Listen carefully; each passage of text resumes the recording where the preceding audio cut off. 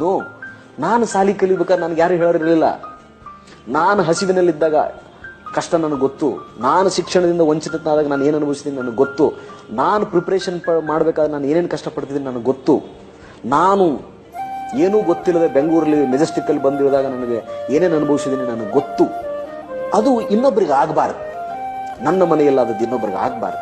ನಾನು ಅನುಭವಿಸಿದ ಕಷ್ಟ ಇನ್ನೊಬ್ಬರಿಗೆ ಬರಬಾರ್ದು. ನಾನು ಯಾವ ದ್ವಂದ್ವಗಳಲ್ಲಿದ್ನೋ ಆ ದ್ವಂದ್ವಗಳನ್ನ ನಿವಾರಿಸಲಿಕ್ಕೆ ನಾನು ಎಷ್ಟು ಕಷ್ಟಪಟ್ಟನೋ ಇತರರು ಅದನ್ನು ಪಡೋದು ಬೇಡ.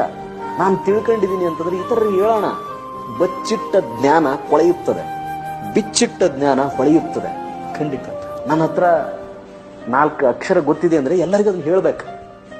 ನಾನೊಬ್ಬನೇ ಬೆಳೆಯೋದಲ್ಲ, ಎಲ್ಲರನ್ನೂ ಬೆಳೆಸ್ಬೇಕು.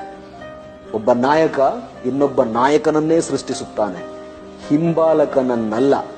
ಹಿಂಬಾಲಕನನ್ನ ಬಯಸುವವನು ನಿಜವಾದ ನಾಯಕನಲ್ಲ.